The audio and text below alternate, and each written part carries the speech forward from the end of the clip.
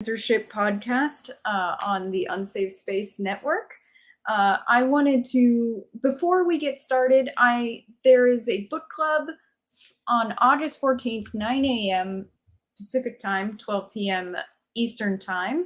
And the book is not a novel, it's a nonfiction, Fossil Future by Alex Epstein. Let's see. Just wanted to make sure everything's up. Skip. Okay, there we go. All right, so I have a censorship quote for you, and I'd be happy if someone could tell me in the comments or in chat who it's by. Censorship is to art as lynching is to justice, which sounds like it came from a SAT exam question, but it's not. All right, so first let's talk about any banned friends or people of interest. Cecil Charles got banned on Twitter. You may have remembered him from this show and from, he was on Covfefe Break. He was on Token Minority Report. He was banned from Twitter for having multiple accounts to avoid a ban, which he claims he doesn't have multiple accounts. You can check out what he has to say specifically about it because he has a Substack. It is cecilcharles.substack.com. So if you want to see what he has to say about the whole thing, you can, and support him despite his ban.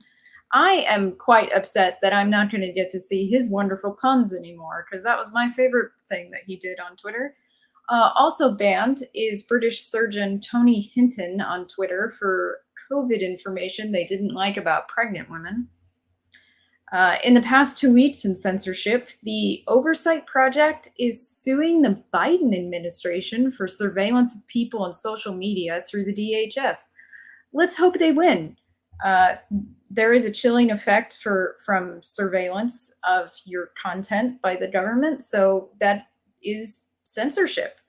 The WEF wants the internet to have rules and standards, which is another way of saying they want censorship, punishment, and a homogenous quality that will ruin most of the internet for all of us. Reinfo COVID, a collection of medical health professionals in Canada, refused to take down a panel discussion video on child vaccination risks. As well they shouldn't. A Canadian university asked them to do it. Canadian academic Barbara Perry claimed that the concept of free speech is just a rallying call for the far right, especially for the alt-right, because anything uncontrolled by a centralized collective is now far-right extremism. Governmental opposition to censorship in the UK is extremely low right now, with only Kemi Badenoch standing up to it. But their online censorship bill is paused until they have a new PM chosen. I'm sure they're going to choose someone who will, approve it. That's not going to be a big deal to them.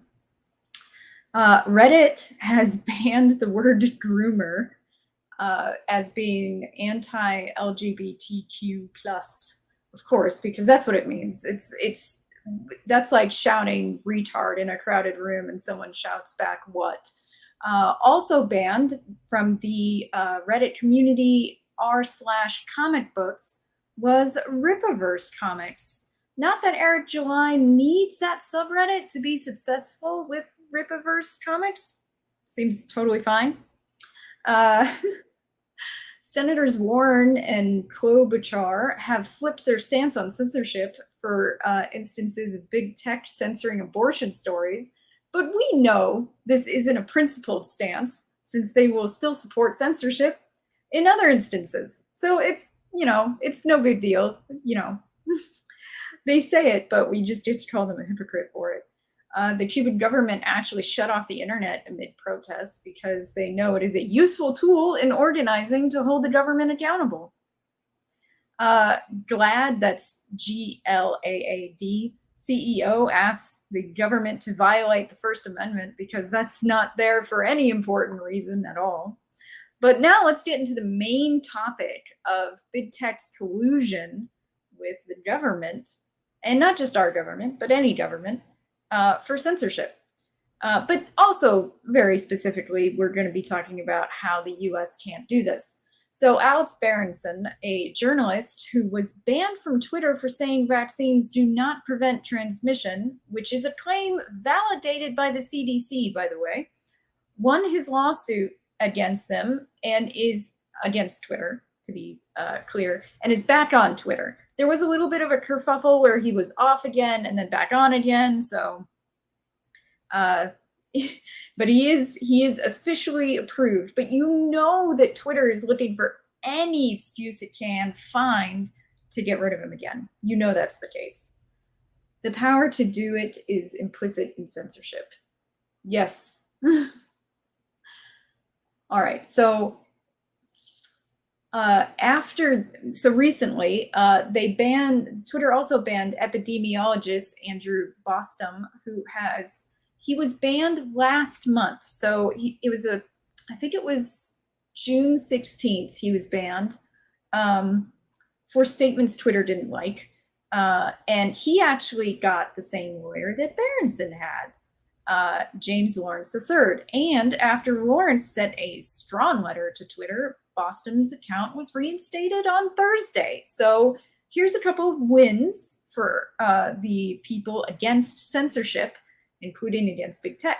However, despite those wins, and remember, those are US court wins. Those are not, in a European country or Canada. This is US court system supporting these lawsuits. The UN is working with big tech to address speech they don't like and information that doesn't fit their narrative on the internet. Don't use the terms hate speech and disinformation, misinformation, or malinformation. Don't let them control the terms here, because it's not misinformation, it's not hate speech. It's just speech they don't like and information that doesn't fit their narrative. From now on, don't let them take that power.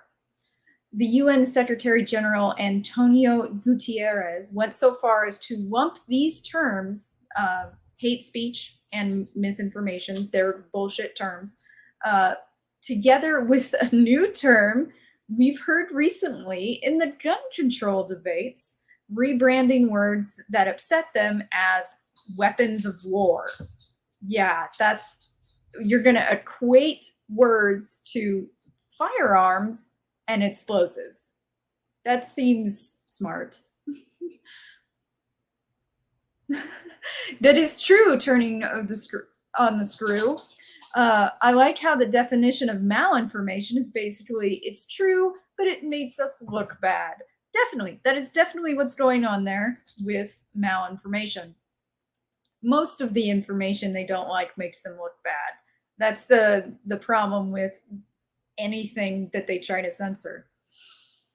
The UN's goal is to use big tech to control speech, and it's in conflict with the First Amendment in the US, and the internet is a global market of ideas that we take part in the US.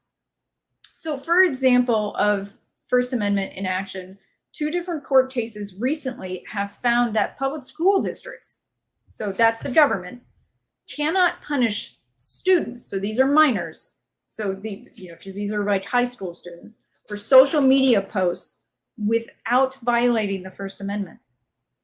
See Mahoney Area School District v. BL and Cherry Creek School District v. CG.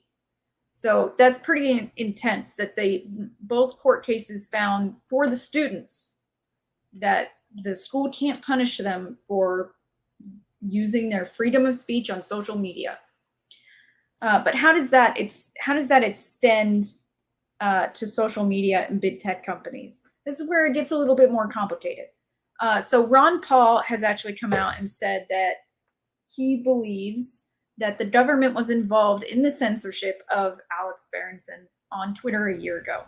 The US court system is coming down on the side of 1A when it is adequately argued that the government is colluding with big tech in violation of 1A. Let me show you that.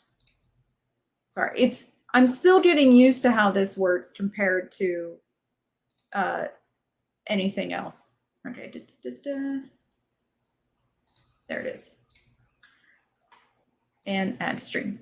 So the court has actually, in this recent case, granted discovery on the Biden big tech censorship collusion. This is great news. This is wonderful news. Someone's being a jerk. Besides Biden. But yeah, so here's the thing is that I love discovery. Discovery is such a wonderful word. It's such a wonderful thing to be happening. Discovery means that they have to submit so much information to the court, and the court gets to decide, like what, we get to, the problem with them, they hate discovery. People who are doing something wrong hate discovery. And the reason why they hate discovery is because as it's entered into the court, it becomes public documents, which means you can look at them. It means I can look at them. Looks like anyone can look at them and prove it. This is one of the reasons why Elon Musk made a meme about the idea that Twitter was taking them to court, taking him to court, because that he wanted the bot information. They weren't willing to give it to him. He pulled out of the deal. They're suing him. They go to court. He gets to see discovery because they have to prove his claim is wrong. And that's the beautiful thing about discovery. And discovery in this case is great because really all they actually have to do is prove that the Biden administration said something, said anything. Anybody among the Biden administration, like said it on TV, said it in a memo, it doesn't fucking matter. It could already be public record. All they had to do was say they wanted certain people to be censored.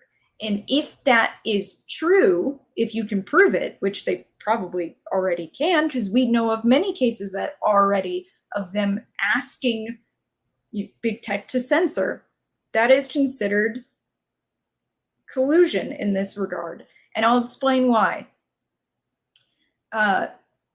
So, Norwood v. Harrison from 1973. The government may not induce, encourage, or promote private persons to accomplish what it is constitutionally forbidden to accomplish.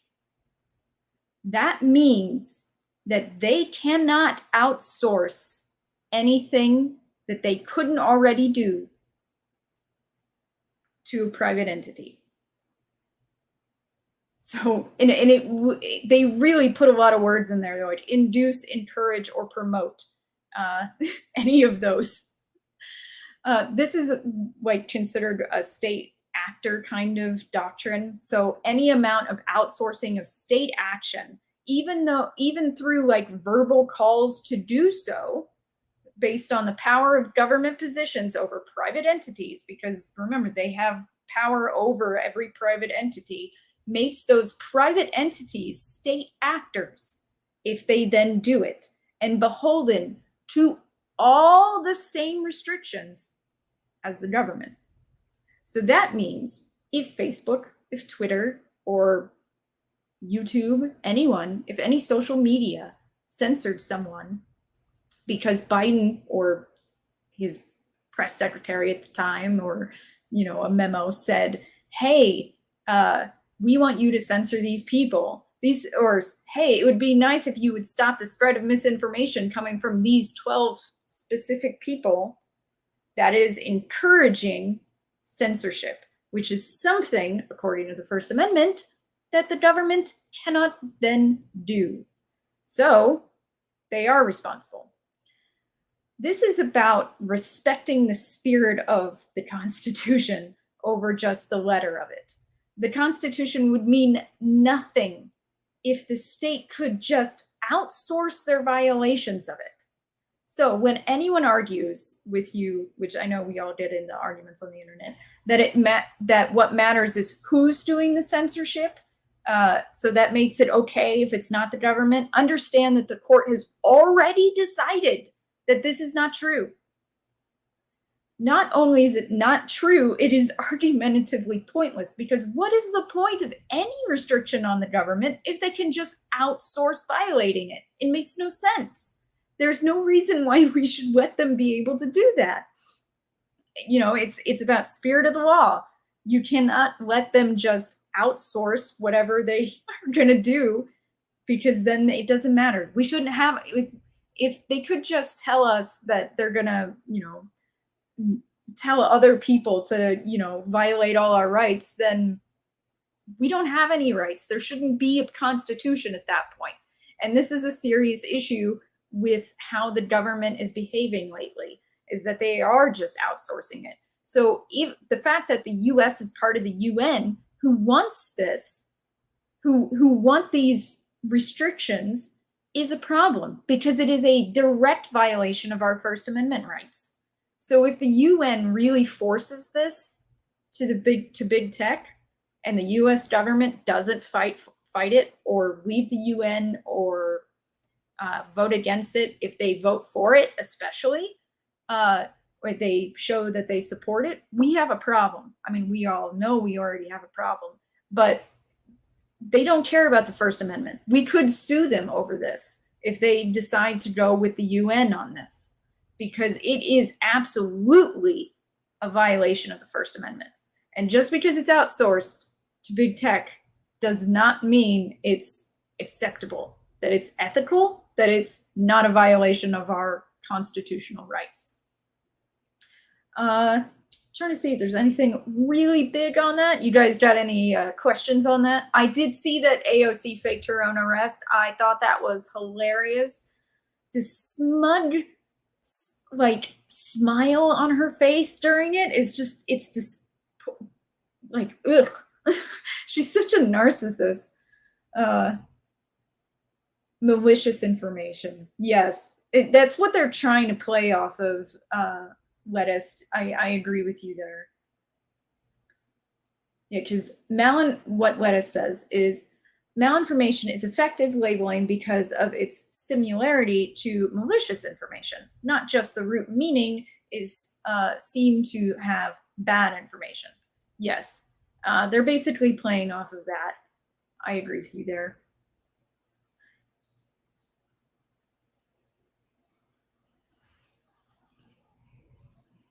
Yes.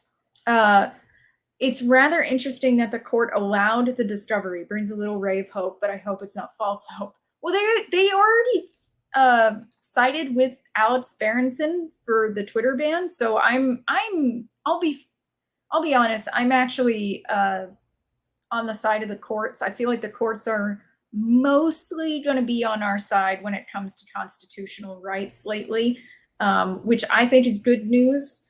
Now, some people argue that's not true because they've thrown some cases out, and some cases are not well argued. Is the problem I see, is that when I see some censorship cases go to court and they get thrown out for like lack of standing or whatever, they're not argued well. Some of them, they're argued very poorly.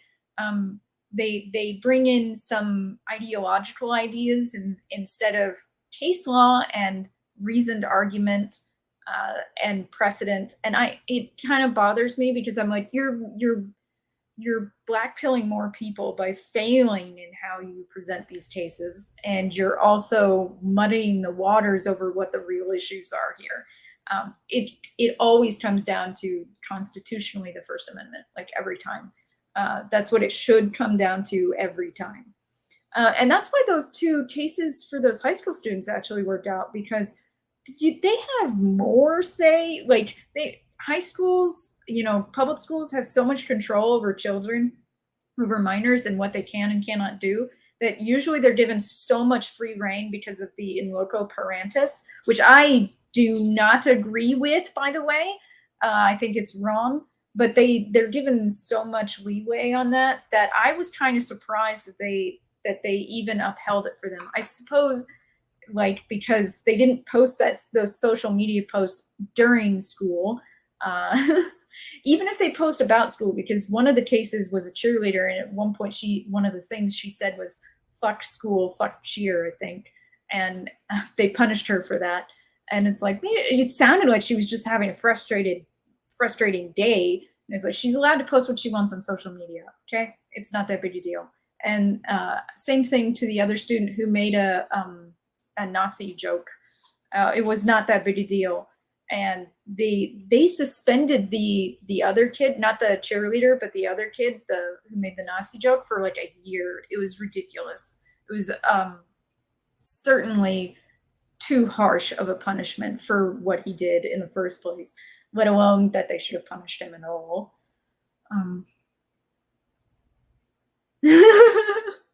Yeah. What's next? They're going to start arresting people for scratching their ass in public. God, it sounds silly, but I'm going to compare it to Futurama for a moment. Did you ever see any of the Santa Claus episodes? The Santa bot like punished everybody for every little infraction. Like, someone scratched his nose and he's like, I saw that. Like, everyone was always naughty. Like, that's how he saw everyone, and he killed everyone he could get his hands on. It feels like that because there's something Gadsad brings up in his book, The Parasitic Mind, where he talks about the way if you punish people, if you go out and your point is to find enemies, if you find all your enemies, you will expand who you consider an enemy again and again and again, so you can keep finding enemies. It never ends. That's why things like the Spanish Inquisition, McCarthyism, why witch hunts, why they expand and expand and expand, is because if your purpose is to literally find enemies, you will continue to find enemies until everyone you find is an enemy. And that's why it's so dangerous to think that way. Like, you cannot be on the lookout for enemies. There needs to be a kind of a trust but verify attitude. There are certain areas you can go, this place is suspect. I suspect that most of the people in this demographic are probably going to be not good people. Demographics like politicians per se. But maybe you'll be pleasantly surprised a rare amount of times. But yeah, there is a serious issue here where, and especially when it comes to the, speech they don't like, that keeps expanding. It's like, honestly, hate speech was always a wedge to open the door, like to crack it open to get to narrative control. It was always that. I know that sounds conspiratorial, but I'm pretty sure that was the plan the whole time, was to get more control over everything. So that's everything I wanted to say about this recent big tech collusion and what we need to be worried about from the UN specifically, and our place in the UN as US citizens, along with how big tech has been working with the government for a while now. Even if we don't see anything, by the way, that says, hey, we won't, punish you if you kick these 12 people off your platform, it's already good to say that they have colluded. It's already there based on the Norwood v. Harrison case. They've already taken responsibility for the fact that they asked them to censor. Totally cool. We got, like, to me, I'm sort of like, if the court doesn't find that they are responsible, we have a problem. We're way past the point where we can trust the court system at that point. Anyway, thank you guys so much. The big tech alternative that I am a fan of right now for Discord is Elements. It's not like it doesn't have an audience yet because Discord is the big guys, but I think it works out really well. I like its functionalities, honestly. Its functions. I don't think functionalities is a word. So if you have any alternatives you prefer, please let me know. So the rest of the shows for the week. Tomorrow is Rebel Civics at 9 a.m. Pacific time or 12 p.m. Eastern time. Dangerous Thoughts is at 5 p.m. Pacific time or 8 p.m. Eastern time. Dangerous Thoughts is going to be partially about the Indiana Mall shooting, so that's going to be kind of interesting. Thursday, we have Token Minority Report with me and Beverly, 4 p.m. Pacific time, 7 p.m. Eastern time.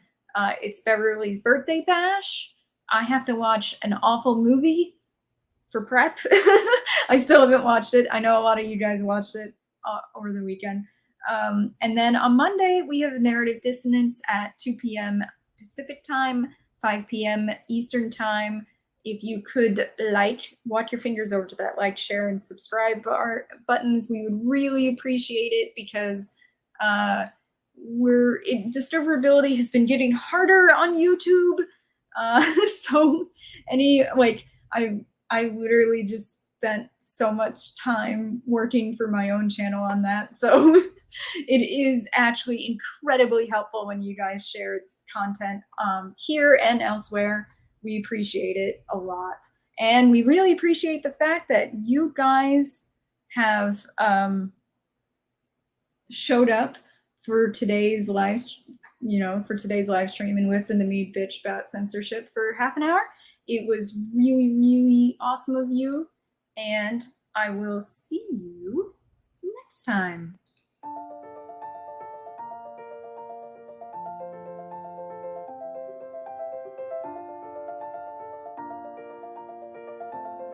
Thanks for sticking around until the end.